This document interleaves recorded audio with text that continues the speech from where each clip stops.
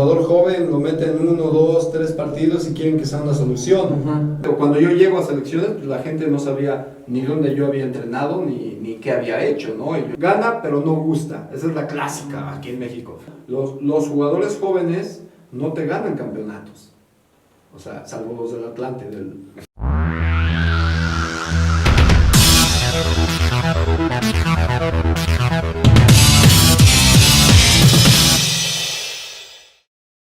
¿Qué tal, amigos? Bienvenidos a Fucho al Horno. Hoy nos vestimos de gala para recibir al profe Raúl El Potro Gutiérrez, quien nos estará aquí acompañando para hablar y charlar de diversos temas que pues están ocurriendo en el fútbol mexicano. Andy Corona, también te saludo. Mucho gusto, profe, estar aquí. Muchas gracias por estar aquí. Gracias por la invitación. Encantado, muchas gracias por la invitación y bueno, contentos de platicar de esto que nos apasiona. ¿Cómo ve este auge de las redes sociales? Ya estuvo en televisión, en radio, en los diarios. ¿Qué opina de ahora estar apareciendo en algunos canales de YouTube?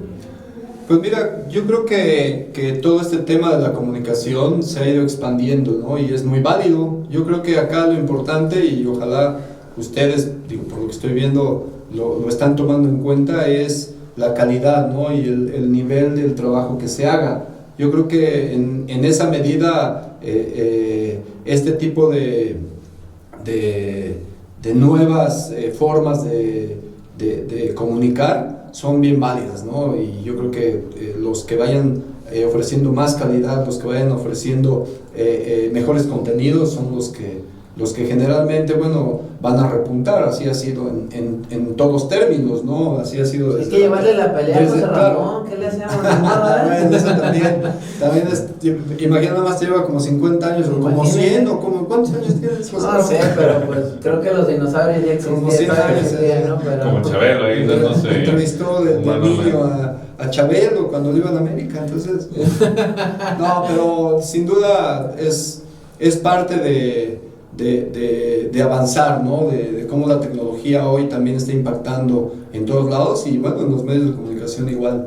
Platíquenos, profe, ¿qué ha sido después de su última experiencia? ¿A qué se dedica hoy? ¿Hay algún proyecto a mediano plazo? ¿Qué ha pasado? Pues mira, después de salir de selecciones, después de los Olímpicos en el 2016, en el 2017 estuve pues, prácticamente 4 meses ahí dirigiendo al Atlante en la división de ascenso, y mientras tanto, bueno, hemos estado cerca de algunos proyectos de primera división, otros también de división de ascenso, pero no hemos logrado encontrar el proyecto ideal. Y mientras, bueno, estás analizando fútbol, estás viendo el fútbol de todo el mundo, que hace rato que hablábamos de que hoy los medios de comunicación te hacen la posibilidad de ver fútbol de donde sea, ¿no? En todo el mundo. Y ahorita creo que son más fans los niños de los de Europa que de los de aquí de México. Sí, exactamente, ¿no? Entonces, tan es así que, bueno, ya vienen, ¿cuántos equipos no han venido europeos a jugar aquí a Estados Unidos, ¿no? Sí. El Atlético de Madrid acaba de venir incluso aquí a México, vino a Betis México, hace poquito. El Betis, algunos de segunda B, como Salamanca. Entonces, te digo, nosotros estamos en esa parte, analizando mucho fútbol, actualizando la metodología que también manejamos para nuestros equipos. Hoy, por ejemplo, hay todo un tema sobre la neurociencia, ¿no? Para la mejor toma de decisiones, y eso siempre ayuda, ¿no? Entonces, te digo, estamos impartiendo clínicas, conferencias también, algunas motivacionales, algunas para entrenadores. Entonces, pues ocupándonos, ¿no? Mientras que aparece ese proyecto que estamos esperando. ¿No lo han intentado las televisoras para aparecer en algún panel? No, bueno, después del Mundial justamente me invitaron para Univisión, estuvimos en Miami trabajando para Univisión analizando el Mundial junto con Matosas, junto con el Chepo, estuvo por ahí también el gordo, Mohamed, ¿no? Entonces, la pasamos muy bien. La verdad es que siempre hablar de fútbol y a esos niveles es importante, pero estamos en ese proceso, ¿no?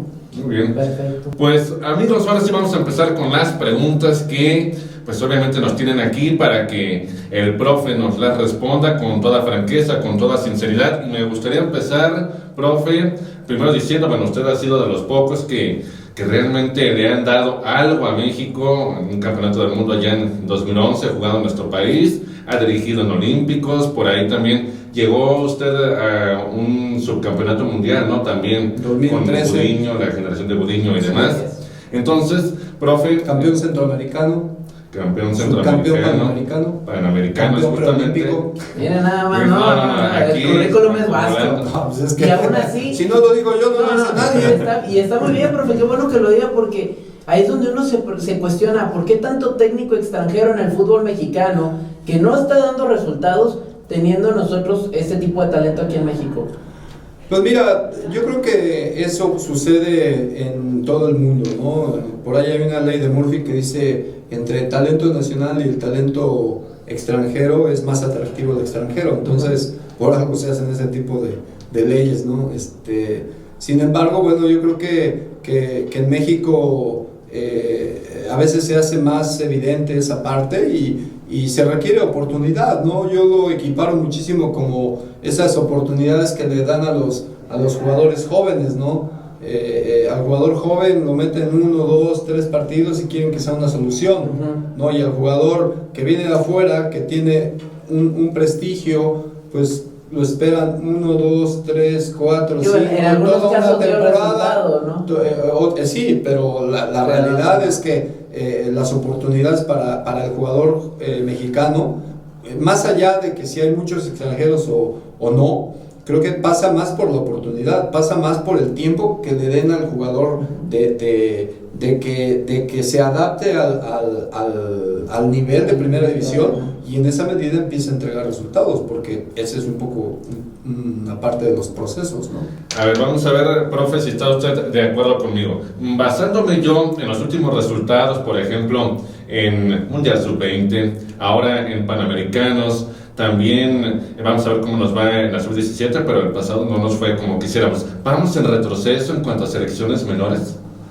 Mira, no creo que vayamos en retroceso. O sea, en el 2015 llegó una nueva administración a selección y yo creo que en esa medida,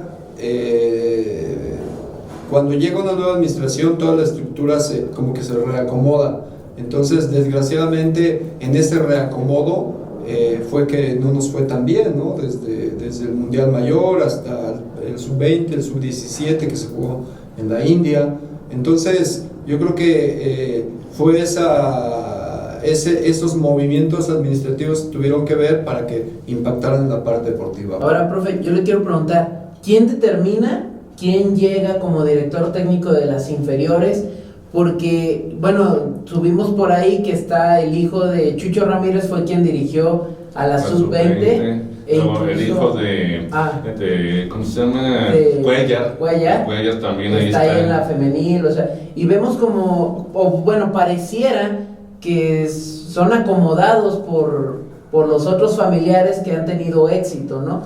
Entonces, pues mira, en esa parte del nepotismo que puede haber en el deporte, yo lo que creo es que hay gente encargada, ¿sí? Generalmente, por ejemplo, en mis tiempos hubo un momento en el que cuando yo llegué, pues Cantú Cantú fue el que me invitó en el 2009 ahí, él era quien determinaba los entrenadores que venían y que estaban. Después llegó Néstor y Néstor lo mismo, ¿no? Okay. Néstor le dio un cierto seguimiento a todo eso, luego llegó Héctor González y también él era, entonces después vuelve a estar Memo, está Denis Teclós, está Juan Carlos Ortega en ese tiempo, y ellos son los encargados de determinar quiénes eran los entrenadores para estos nuevos tiempos de selecciones. Sí, porque es lo que hemos cuestionado aquí, que teniendo pues talento desde la banca en su caso, y después ponen a algunos entrenadores que apenas van empezando. Creemos nosotros que deberían de poner gente de más experiencia, por ejemplo usted mismo o algún otro que incluso creemos que son los ideales, porque ya traen esa experiencia y no para que a lo mejor hagan sus pininos ahí, ¿no? Incluso, perdón, en Londres 2012 pues vemos que se consigue la medalla de oro bajo el mandato de Tena, ¿no? Y pues vemos como que ahora no se está aprovechando la experiencia para obtener pues mira, resultados. Es que, digo, hablar de tomar solamente la gente de experiencia, yo creo que de alguna manera los entrenadores jóvenes, ¿cómo van a agarrar experiencia? En lo que sí estoy de acuerdo es en el perfil del entrenador, que se tiene que tomar en cuenta para ese tipo de circunstancias, ¿no? Porque mucha gente, o cuando yo llego a selecciones, pues la gente no sabía ni dónde yo había entrenado, ni qué había hecho, ¿no? Y yo ya llevaba pues, prácticamente desde el 2003, 2004, siendo entrenador, desde el mundo universitario, después en la Universidad Mundial, que no es poca cosa, después, bueno, fui entrenador de segunda división en Morelia, fui entrenador de ascenso junto con Del Olmo en Tigres Mochis, en Correcaminos, y finalmente llegó a selecciones nacionales. Entonces, para mucha gente puede parecerles poco currículum o mucho currículum, o válido o no válido. Entonces, yo creo que acá tiene mucho que ver con el proyecto y cómo se va dando, porque cuando nosotros llegamos en el 2009, realmente no había un proyecto, no había nada. Llegué preguntando cómo habían quedado campeones, nadie sabía nada, nadie se enteró un milagro cómo quedaron en el 2005. Entonces, cuando llega Néstor, se establece un proyecto multidisciplinario en el que las partes se van acomodando, pero estás hablando de un proyecto de arriba hacia abajo. Entonces, lo que yo veo es que más allá de los entrenadores, si tienen la sí o no experiencia o el perfil, que también es muy importante, yo creo que las bases del proyecto son las que se tendrían que revisar para que esos entrenadores, sean de experiencia, sean inexpertos o lo que tú quieras y mandes, tengan un soporte para lo que les viene, ¿no? Que es la competencia internacional. También preguntarle, por ejemplo, de toda la generación que estuvo con usted, pues creo que solamente el Pollo Briseño y Marco Bueno están en activos en primera división. Hay Fierro, ¿no? Creo que está ahí en Morelia. Creo que sí. Pues mira, hay varios, ¿no? Está él, está Guzmán, que se fracturó y volvió a reincidir en su lesión. De esa generación, supimos que la momia anda por ahí andan en segunda, algunos andan en la de ascenso. El Pollo, que está ahí peleando. ¿Qué pasó? ¿Por qué no? ¿Por qué no Lo que pasa es que esos jugadores, y a veces la gente no lo ve de esa manera. Esto pasa en todo el mundo, y esos jugadores son talentos. O sea, no hay una garantía de que estos jugadores terminen jugando en primera división. Que en ese momento tienen el perfil para jugar en esa división es cierto, o al menos yo así lo veía, ¿no? Pero después son circunstancias que van desde el mismo jugador, su carácter, su temperamento, va la parte familiar, que también es muy importante. A veces el peor enemigo del jugador es la familia. Hay cuestiones administrativas de sus clubes, y los entrenadores. Entonces fíjate, cuántas ya estoy mencionando circunstancias para que uno de esos muchachos llegue o no llegue a jugar en primera división. Sobre todo yo lo pregunto porque, bueno, yo le voy al Atlas, profe, ahí nomás para que vea que no me tapando. Aunque gane, no importa. O sea, aunque gane contra el Veracruz 2-1 con ahí penales raros, ¿verdad? Pero fíjate, profe, que la cuestión aquí es la siguiente. Yo veo un Atlas del 99 que fue como que su mejor versión en los últimos años, y los jugadores que debutaban en efecto eran chavos de 17, 18 años. O sea, caso parecido a lo que a usted le tocó vivir con esta selección, ¿no? Entonces, yo por eso ahorita lo escucho y me hace que me pregunte, entonces, ¿algo ha cambiado en el proceso, en la evolución del joven mexicano, que ya no salen con el mismo temperamento y talento y capacidad que hacen los extranjeros, por ejemplo? No, es que son cosas diferentes. Por ejemplo, yo no me acuerdo, y salvo que tú lo busques en los datos o la gente lo cheque, ese equipo del 99 hay que ver qué edades tenía, porque si mal no recuerdo, tenían más de 20 años, porque a mí me tocó en América jugar contra esa reserva de Atlas y nos pasó por encima. Sí, claro. Yo ayudando al equipo reserva de América, y no, esa vez creo que nos ganaron 3-1, y estaban todos esos jugadores. Sí, pero era un Rafa Márquez, un Andrade, que venía debutando a los 17, ¿no? Ahí sí no me acuerdo, ahí sí yo te mentiría, pero no creo que tuvieran. O sea, no digo que el único que debutó a esa edad en ese equipo fue Guardado. Entonces, acá el tema es que esos jugadores que empezaron a hacer bien las cosas en la reserva, después hubo un valiente que los puso, llámese Bielsa, llámese Ricardo Lavolpe, que los puso a jugar en primera división. Okay. Entonces, ya con ese proceso, los jugadores, porque eran buenos jugadores, se adaptaron su calidad y se catapultaron en primera división. Aquí estamos hablando de dos situaciones totalmente diferentes que no tienen nada que ver una con la otra: clubes, selección nacional. Eso te lo tengo que aclarar. Claro. Ahora, profe, retomando a lo mejor el tema de los extranjeros, ¿cree usted que verdaderamente están bloqueando que surjan nuevos jugadores con talento, jóvenes, y que se están quedando en el camino justamente porque pues en esta liga ya ve que se le prefiere más al foráneo? Es que son situaciones que también sin duda afectan, ¿no? Yo siempre hablé de cuando se aumentó el número de extranjeros, en que teníamos que hacer contrapesos para eso. Bueno, ya está la regla por lo que tú quieras, entonces habría que hacer contrapesos para esa regla, y bueno, a los entrenadores no les gusta nada la regla. Es que sí, bueno, 2011 que se dice que los forzan a debutar a los chavos aunque no están listos. ¿Usted está de acuerdo? Por eso, entonces ahí yo creo que lo que pasa es que se vuelve un problema en conjunto, porque el entrenador, hay que ponerse también del lado del entrenador. O sea, el entrenador, si en 3 juegos no va bien, ¿qué empiezan a decir? No, está si por ahí mal, si por ahí está agarrando forma el equipo y a lo mejor no juega bien y lo que sea, o sea, gana pero no gusta. Esa es la clásica aquí en México. Gana pero no gusta. Lo que le está pasando a la América ahorita, ¿no? Entonces se vuelve algo bien complejo para el entrenador, Sí, o sea, porque normalmente, o sea, esto es una regla no escrita del fútbol, ¿no? Los jugadores jóvenes no te ganan campeonatos. O sea, salvo los del Atlante del año 93, o nadie fuera, los demás no ganan campeonatos. Pero tiene que ver con que la experiencia para jugar en primera división es muy importante. Entonces, ¿qué hacen los entrenadores? Siempre, se basan en la experiencia, pero tiene que ver por esa premura. O sea, de repente es cuando un proyecto de un equipo está respaldando al entrenador. ¿Por qué? Porque su política está clara con respecto al entrenador, el perfil del entrenador está bien definido para la política del club. Es cuando más jugadores salen yo creo que de sus fuerzas básicas a reducir. Entonces, por eso te decía, no nada más es una sola circunstancia, también el entrenador de alguna manera se ve forzado a encontrar esos resultados. Y de repente, tuve ahorita, por ejemplo, Querétaro, ¿no?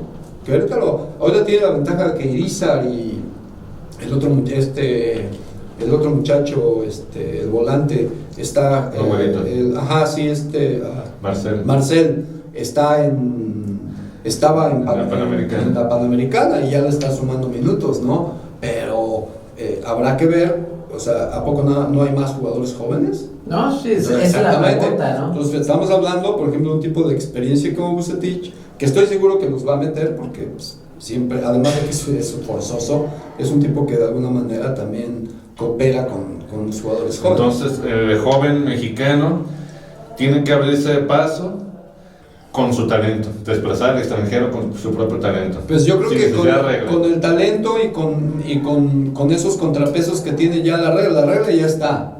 Entonces ahora, ¿cómo jugar contra esa regla? Bueno, pues entonces hay que tener esos entrenadores que vayan vislumbrando esos posibles jugadores, ¿no? Porque yo digo, es contradictorio, ¿no? Que en México la liga le invierta tanto a las fuerzas básicas, sub 13, sub 15, sub 17, sub 20, y a la hora de cosechar esa parte no se está dando muchas veces. Entonces la parte final del proyecto es la que está fallando. Es la que yo creo que se tendría que... La ejecución, en pocas palabras, ¿no? Es que hay diferentes variantes, ¿no? Mucha gente dice, bueno, y se hizo, ¿no? Desde en algún punto, y yo te digo, desde tiempos inmemoriales, cuando yo jugaba, que éramos jóvenes de Atlante, que jugábamos en la división de ascenso y nos curtimos, y eso es bien válido. O sea, mucha gente dice, no, pues es que el Atlante del 93, sí, pues ese Atlante del 93 traía 7 jugadores que ya habíamos sido bicampeones en el ascenso. Entonces no es lo mismo un jugador que llega a primera división, a lo mejor joven, sin la experiencia de vivir finales, que un jugador que ya tiene 2 finales. Después te encuentras con un escenario parecido, pero en primera división, y a lo mejor lo sabes controlar de diferente manera. Entonces, te digo, ¿cómo va siendo esa parte de que en ese tiempo así se dio, ¿no? Pero fueron en Chivas con Salcido, con el Maza, con toda esa generación, también se dio. Tenían el Tapatío era un equipo anexo a Chivas. Que incluso fueron La Piedad y todo. Exactamente, entonces después, esa por ejemplo, es un camino, ¿no? Está el camino del 2011. Entonces hay muchas situaciones que yo creo que se tienen que analizar para que esos jugadores finalmente pues den ese salto de calidad.